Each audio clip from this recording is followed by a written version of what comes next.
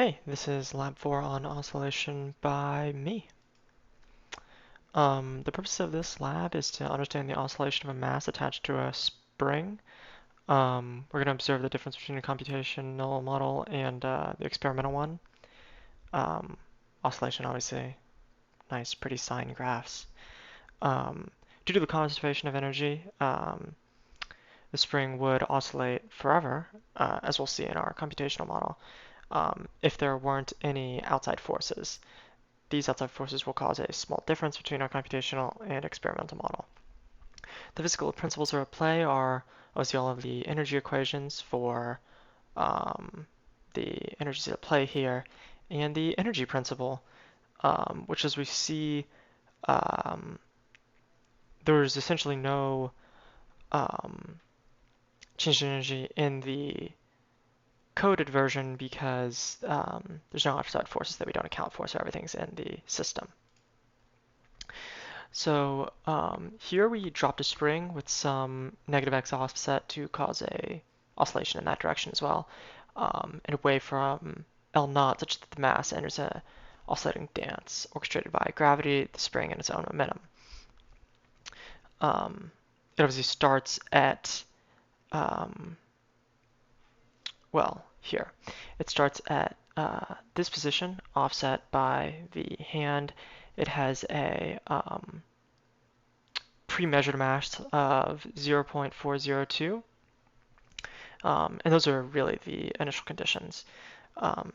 First, we determine the mass's position by just directly pulling it from the tracker data where the movement starts. And as I said, it starts with zero velocity. The forces at play are really just the spring force and gravity, at least that we're accounting for in the code. And we can continuously calculate and update the energies to see if energy is lost, which obviously in this model it won't be. And that's why the mass oscillates as it does. Here are the graphs for the experiment versus the model. So the model is obviously the blue line, as you can see in the key, and on both of these they are slightly offset, first of all, and that's just because it's kind of hard to get them to line up in tracker. But if you were to kind of, even if you are to line them up, you can see that the peaks on the experiment, well, they don't move very much, but they aren't as high as we would expect. And this kind of makes sense when we think about there being drag on the system, even if it is a small mass, there is drag. We can also see here in this big graph, now that we can see it, that the change in energy is always zero. If we were to add it up at any point, it's zero.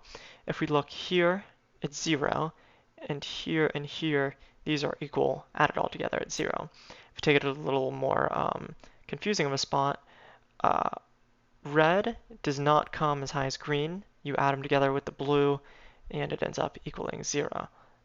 It is in fact modeled. The change in E is here in the center, stays at zero. And thus we know that total energy doesn't change for our computational system. And obviously it would in the experiment because not everything is in our system. In fact, we don't account for that much in the grand scheme of things.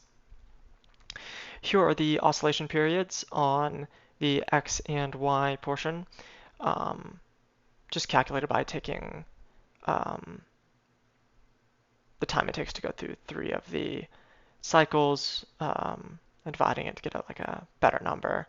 Plug it into the equation, and here are the 2 oscillation periods.